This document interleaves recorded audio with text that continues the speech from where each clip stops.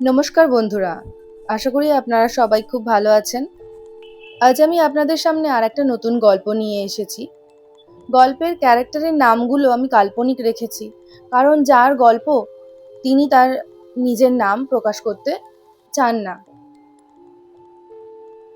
বন্ধুরা পাশে থাকুন, পুরো গল্পটা শুনবেন। যদি ভালো লাগে গল্পটা লাইক করবেন, চ্যানেলটা অবশ্যই সাবস্ক্রাইব করবেন। গল্পটা সবার সাথে শেয়ার করুন, সবার ভালো লাগবে। যদি ভালো লাগে আপনাদের মূল্যবান মতামত আমার সাথে অবশ্যই আমাকে জানাবেন। তার সাথে এই ধরনের ঘটনা, এই ধরনের গল্প যদি আপনার কিংবা আপনার পরিচিত কারোর জীবনে ঘটে থাকে, সেই সমস্ত এক্সপেরিয়েন্স আমার সাথে শেয়ার করতে পারেন। আমি আপনাদেরকে সেই গল্প পড়ে অবশ্যই শোনাবো। এবার আমি চলে আসি সরাসরি আজকের গল্পে। রাকেশের বাড়ি নর্থ কলকাতায়। রাকেশ বাড়ির বড় ছেলে। বাড়িতে মা, বাবা আর ছোট ভাই জিতু ছাড়া আর কেউ নেই। ছোট সংসার, খুব কষ্টে বড় হয়েছে তারা। বাবা কোনো একটা লেদ কারখানায় কাজ করে। অনেক কষ্টে দুই ছেলেকে বড় করেছেন উনি। রাকেশ পড়াশোনায় বরাবরই ভালো, তাই তার পড়াশোনা করে চাকরি বাকরি পেতে খুব একটা অসুবিধা হয়নি। এখন সেটা সরকারি চাকরি পেয়েছে, স্কুল টিচার।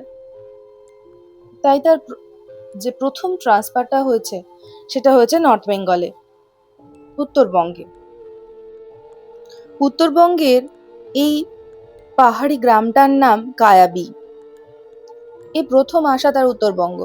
যেহেতু ভীষণ কষ্টে বড়, তাই কোথাও ঘুরতে যাওয়ার তার সুযোগ হয়নি। প্রথম পাহাড়ে এসে সে মুগ্ধ হয়ে গিয়েছিল পাহাড়ের রূপ দেখে, সৌন্দর্য দেখে। চারিদিকে সবুজ, ফুলে ফুলে ভরে আছে, সরু সরু নদী, ঝর্ণা। ভীষণ খুশি রাকেশ। তো জায়গাটা সকালবেলা, দিনের বেলা অসাধারণ দেখতে লাগে, অসাধারণ সুন্দর। কিন্তু সন্ধে হলেই কেমন যেন পরিবেশের চেহারাটা পাল্টে যায়। নিস্তব্ধ, চুপচাপ। কলকাতার থেকে একেবারেই তার আলাদা লাগে।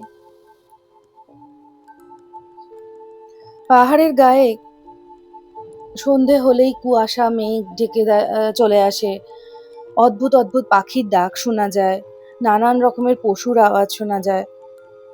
সমস্ত গ্রামবাসীরা দরজা জানলা বন্ধ করে দেয়, কেউ কারোর বাড়ি যায় না। রাস্তাঘাটে একদম লোকজন থাকে না, যেটা কলকাতার থেকে একেবারেই আলাদা। রাকেশ কোনো রকম কুসংস্কার বিশ্বাস করে না। তার স্কুলের আজ প্রথম দিন। সে স্কুল ছুটির পর হেঁটে হেঁটে যখন নিজের বাড়ির দিকে আসছে, তখন ওখানকার একজন লোকাল বৃদ্ধ একজন, যার নাম পবন থাপা, তিনি রাকেশকে বললেন, মাস্টার সাহেব, সন্ধ্যের পর পাহাড়ের উপরে উঠবেন না, ওখানে পাহাড়ি থাকে। রাকেশ বলল, পাহাড়ি আবার কে? পাহাড়ি কি কারুর নাম? বলছে, না, আপনি পাহাড়ি থেকে সাবধান থাকবেন। আপনি যেখানে সেখানে সন্ধ্যের পর উপরের দিকে যাবেন না, তাহলে আপনি সমস্যায় পড়তে পারেন। তাহলে কি ভূত টুত নাকি? এসব মানুষের বানানো গল্প। তখন পাবন থাপার চোখে মুখে একটা অদ্ভুত রকমের দৃষ্টি ফুটে উঠল। সে মনে মনে ভাবল, এখানে এসে সবাই প্রথমে এরকমই ভাবে, তারপরে ধীরে ধীরে জানতে পারে পাহাড়িকে। গ্রামের উপরের দিকে পাহাড়ের মধ্যে যে জঙ্গল আছে, ওই জায়গাটা খুব ঘন জঙ্গল। ওইখানে সবাইকে বলে যে সন্ধ্যের পরে কেউ যাবে না। ওখানে নাকি কোনো একটা মেয়ের আত্মা থাকে, যাকে নাকি বহু বছর আগে ডাইনি বলে গ্রামের লোকজন হত্যা করেছিল। মেয়েটির কোনো দোষ ছিল না, কিন্তু তবু তাকে ওইভাবে মারা হয়েছে, তাই তার আত্মা এখনো মুক্তি পায়নি। সে ওখানেই থাকে। আর সন্ধ্যের পরে যদি কেউ ওখানে নিজেদের বেশি সাহস দেখাতে যায়, তখন তারা ভীষণ বিপদে পড়ে। সেদিন তো রাকেশ থাপাজির কথা হেসে উড়িয়ে দিয়েছিল, কিন্তু রোজ তার মনে হয় সন্ধ্যের পর একবার পাহাড়ের উপরের ওই জঙ্গলটায় একবার গিয়ে দেখলে হয়, কি আছে দেখে আসি না হয়। তো সপ্তাহখানেক পর থাকার পর তার মনে হলো যাই একদিন ঘুরেই আসি। সন্ধে নেমেছে, ওই কালো যে অন্ধকার হয়ে থাকা জঙ্গল এরিয়াটা, ওই জায়গাটা আজ আমি যাব। ল্যাম্পপোস্টের লাইটগুলো ভীষণই কম, একদম ছোট ছোট আশেপাশে আছে, কিন্তু পাহাড়ের উপরের দিকে একদমই কোনো লাইট নেই। তাই হাতে একটা টর্চ নিয়ে জঙ্গলের পথ ধরে সে উপরের দিকে উঠতে থাকলো। কেমন যেন একটা ভ্যাপসা গন্ধ, পচা পাতা, ভেজা মাটির একটা ভ্যাপসা ভ্যাপসা গন্ধ। কিছুটা উপরের দিকে যাওয়ার পরেই মনে হলো কেউ যেন হাসছে, কোনো একটা মেয়ের হাসির শব্দ শুনতে পেল সে। হঠাৎ করে সে পেছন দিকে তাকালো, টর্চের আলো এদিক ওদিক ফেললো, কিন্তু কাউকেই দেখতে পেল না। পাহাড়ের মাঝামাঝি জায়গায় পৌঁছে রাকেশ দেখলো একটা কুড়ে একটা ছোট্ট ঝুপড়ি মতো ঘর আছে, অন্ধকার, সেখানে কোনো লাইট টাইট নেই। মনে হয় না ওই ঘরে অনেক দিন কেউ এসেছে, আসা যাওয়া করেছে, কিংবা কেউ বসবাস করে। তো তার মনে হলো একবার ঘরের মধ্যে গিয়ে দেখলে হয় কেউ আছে কিনা, কেউ থাকে কিনা। যাই তাহলে একবার দেখে আসি গিয়ে ভেতরটায় কি কি অবস্থা। ঘরটার সামনে গিয়ে দেখলো দরজাটা বাঁশের, বাঁশ দিয়ে বানানো একটা দরজা, যেটা আধ খোলা আছে, ভালো করে বন্ধও করা নেই। সে দরজাটা আস্তে আস্তে খুললো, খুলে ভেতরে গেল। ভেতরে গিয়ে দেখলো শুকনো শুকনো ফুল এদিক ওদিক ছড়িয়ে আছে, নানান রকমের লাল কালো সুতো এদিক ওদিক পড়ে আছে, দেওয়ালে নানান রকমের ব্ল্যাক ম্যাজিক করা তান্ত্রিকদের যে সমস্ত জিনিসপত্র করে সেই ধরনের জিনিসপত্র ওই দেওয়ালে। মাটির দেওয়াল, মাটি বাঁশ কঞ্চি এইসব দিয়ে বানানো ওই ঘরটা, ঝুপড়ি টাইপের। তো ওই দেওয়ালে নানান রকমের চিত্র বানানো আছে, যেগুলো তার দেখে মনে হলো এগুলো তান্ত্রিকরা বানাতে পারে, কিংবা তন্ত্র মন্ত্র সাধনা করে যারা, তারাই এই সমস্ত চিত্র বানাতে পারে। রাকেশ ঘরের মধ্যে ঢোকার সাথে সাথেই দরজাটা ধাম করে বন্ধ হয়ে গেল। সে একটু ভয় পেয়ে গেল। কে? চিৎকার করে জিজ্ঞেস করলো, কে? কে ওখানে? দরজাটা কে বন্ধ করলো? তখন ঘরের মধ্যে থেকেই একটা মেয়েদের আওয়াজ সে শুনতে পেল, একটা মহিলার কণ্ঠ সে শুনতে পেল। বলল, তুমি এখানে কেন এলে? সে চমকে উঠে ঘুরে দাঁড়ালো, যেখানে কে, হঠাৎ করে ঘরের মধ্যে কে আছে। তো দেখলো একটা মেয়ে, 20-22 বছরের একটা মেয়ে ঘরের মধ্যে দাঁড়িয়ে আছে, একটা পাহাড়ি মেয়ে যে ঘরের মধ্যে দাঁড়িয়ে আছে। চোখগুলো তার অস্বাভাবিক রকমের লাল হয়ে আছে। মেয়েটি বলল, আমি পাহাড়ি, এটা আমার পাহাড়, আমার জঙ্গল, কেউ এখানে এলে ফিরে যায় না। রাকেশ বলল, তুমি কি মানুষ না আত্মা? কেন মারো মানুষকে তুমি? কি করেছে যারা এখানে আসে সন্ধ্যের পরে, যারা এখানে আসে তাদেরকে কেন মারো? তারা কি করেছে তোমার সাথে? মেয়েটা উত্তর দিল, আমাকে তারা হত্যা করেছিল, আমার কোনো দোষ ছিল না, কিন্তু তারা আমাকে নির্মমভাবে হত্যা করেছিল, তাই আমি তাদেরকে কাউকে ছাড়বো না। এবার রাকেশ ভীষণভাবে ভয় পেয়ে গেল। সে হঠাৎ বুঝতে পারলো ঘরের মধ্যে যেন একটা ঠান্ডা হাওয়া ভীষণ জোরে ঘুরতে শুরু করেছে। সে কোনোভাবে দরজাটা খুলে দৌড়ে নিচে ঘরের দিকে ছুটতে লাগলো। তো ঘরে এসে তার আর কোনো জ্ঞান নেই। পরের দিন সকালবেলা যখন সে উঠল, তখন তার ভীষণ জ্বর, সে একেবারে উঠতে পারছে না। স্বপ্নে সে বারবার দেখছিল ওই মেয়েটা কানের কাছে ফিসফিস করে তার সাথে তাকে নানান রকমের কথা বলছে। তুমি আমার গল্প জানো না, তুমি কেন আমার জঙ্গলে এসেছিলে, এই সমস্ত নানান ধরনের কথা যেন মনে হচ্ছে তার কানের কাছে এসে ওই মেয়েটি বলে যাচ্ছে বারবার, আর সে সেটা পরিষ্কার শুনতে পাচ্ছে। রাকেশ তখন ঠিক করলো এই গল্পের আসল সত্যটা তার জানা দরকার আছে। সে বৃদ্ধ পবনজিকে ডেকে পাঠালো। গল্পটা সত্যি কি হয়েছিল মেয়েটার সাথে সেটা জানার জন্য। পবনজি এই ব্যাপারে কোনো কথা বলতেই রাজি ছিলেন না।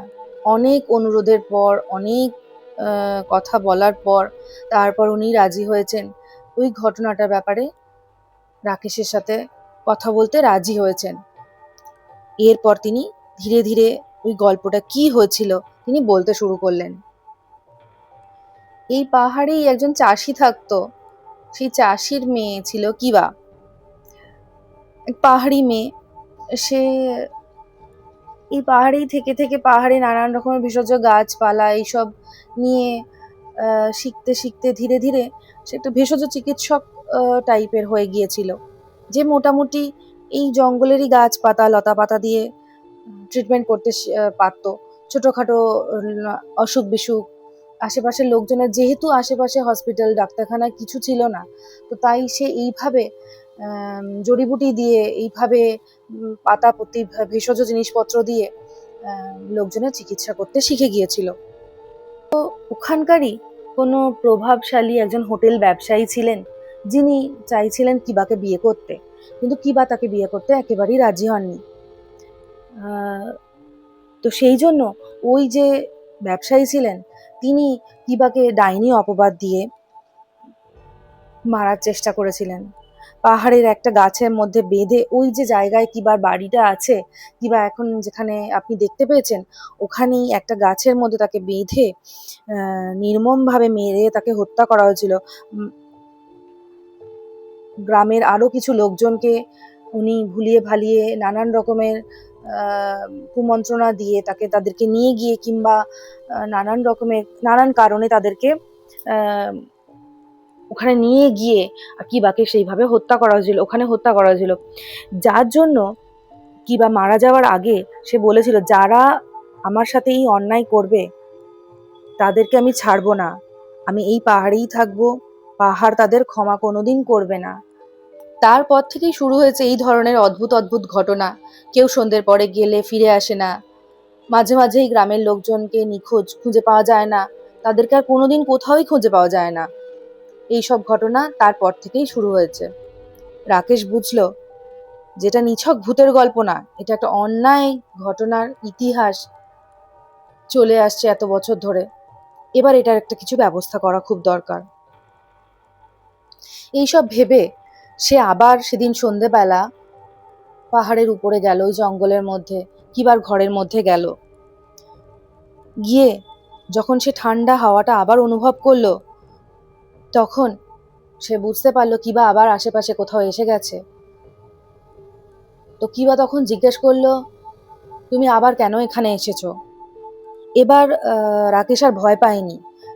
সে কিবাকে বলল, আমি সত্য ঘটনাটা জেনে গেছি, আমি সত্য জানি তোমার সাথে কি অন্যায় হয়েছিল, আমি সব জেনে গেছি। তোমার সাথে আসলে কি হয়েছিল সেই গল্প আমি সবাইকে জানাবো, তোমাকে যাতে আর কেউ কোনোদিন ডাইনি না বলতে পারে তার ব্যবস্থা আমি করব। আমি সবাইকে বলে দেব তোমার সাথে কে অন্যায় করেছিল, কি হয়েছিল তোমার সাথে। তখন কিবা চোখগুলো ধীরে ধীরে লাল থেকে নর্মাল হলো। চোখটা নর্মাল হলেও কিবা তখনও শান্ত হয়নি। সে বলল, আমার সাথে যে অন্যায় কাজ হয়েছিল সেটা এই পাহাড়ে মাটির নিচে এখনো রাখা আছে। তো রাকেশ তখন বুঝলো যে কিবাকে বোধহয় এই মাটির নিচে পুঁতে রাখা আছে। তো সে সেই দিনকের মতন নিচে চলে গেল। পরের দিন গ্রামবাসীদেরকে ডেকে নিয়ে দিনের বেলা আবার উপরে এলো। গ্রামের লোকজন ওই জায়গায় কিছুক্ষণ খোঁড়াখুড়ির পর পেল কিছু পুরানো হাড়গোড়, মাটির নিচে কিছু হাড়গোড়, কিছু জামা কাপড়ের টুকরো, লাল লাল ধরনের কিছু জামা কাপড়ের টুকরো, সমস্ত তারা পেল। সেদিন গ্রামবাসীরা একটা পূজার ব্যবস্থা করলো, যাতে কিবার আত্মার শান্তি করানো যায়, তার জন্য একটা পুজোর ব্যবস্থা করলো। সেই পুজো আত্মার শান্তির জন্য যা যা করার আছে রাকেশ একা দাঁড়িয়ে থেকে সেটা করানোর ব্যবস্থা করলো। হঠাৎ করে যখন পূজার্চনা চলছে, রাকেশ যেন শুনতে পেল পেছন থেকে কিবা ফিসফিস করে বলছে, ধন্যবাদ। কিবাকে সে আবার দূরে দেখতে পেল। তার চোখে মুখে একদম শান্তি, যেন তার দেখে তাকে মনে হচ্ছে তার আত্মা শান্তি পাচ্ছে। কিছুক্ষণ পর কিবা হঠাৎ করে কুয়াশার মতো মিলিয়ে গেল। দেখতে শুধু সেই পেয়েছিল, আর কেউ দেখতে পায়নি। কিন্তু সে বুঝলো যে কিবার আত্মা শান্তি পেল। সে সবাইকে জানিয়ে দিল যে কিবাকে যেন আর কোনোদিন ডাইনি বলে না ডাকা হয়। তার আত্মা এই পূজার্চনার মাধ্যমে শান্তি পেয়েছে। তখন সবাই নিশ্চিন্ত হলো। নিশ্চিন্তে সবাই নিচে চলে গেল। আসা যাওয়ার খুব একটা অসুবিধা তাদের আর পাহাড়ের উপর হয় না, কিন্তু ওই অন্ধকারে কেউই নর্মালি যায় না। তবে পর্যটকরা আসা যাওয়া করলে তারা তো সবাই সব জানে না, তারা কেউ কেউ চলে যায়। যথারীতি মাসখানেক মাস দেড়েক পরে আবার পর্যটকের দল, কোনো ইয়াং জেনারেশন ছেলেমেয়েরা কেউ ওই জায়গাতে এসেছিল, যারা কেউ নিজেদের অ্যাডভেঞ্চার দেখাতে কিবার ওই ঘরের আশেপাশে কোথাও চলে গিয়েছিল। যে রাতে ঘরে ফিরতে পারেনি তাকে ওই জঙ্গলের মধ্যেই অচৈতন্য অবস্থায় পড়ে থাকতে দেখেছে সকালবেলা গ্রামের লোকজন, তারা তুলে নিয়ে এসেছে। তো সেও এসে নিচে একই কথা বলল গ্রামবাসীকে, যে ওখানে কেউ একজন আছে যে বলেছে পাহাড়টা আমার, পাহাড়ে কেন এসেছো তোমরা সন্ধ্যের পর। তো রাকেশ বুঝলো ওই আত্মার মুক্তি এত সহজে হবে না। তো সবাই যাতে আবার একটু কেয়ারফুল থাকে, ওই পাহাড়ের উপরের দিকে জঙ্গলে যেন সন্ধ্যের পর কেউ না যায়। সবাই আবার বুঝে গেল ওখানে আর যাওয়া যাবে না। তো এখন অনেক বছর হয়ে গেছে, লোকজন ওখানে কমই যায়, সবাই জেনে গেছে মুখে মুখে। তো রাকেশের ওখান থেকে ট্রান্সফার হয়ে গেছে অন্য কোথাও। রাকেশ আর জানে না সেখানে অ্যাকচুয়ালি কি হচ্ছে। গল্প এখানেই শেষ করলাম বন্ধুরা। আপনাদের সাথে দেখা হবে পরের এপিসোডে। নমস্কার।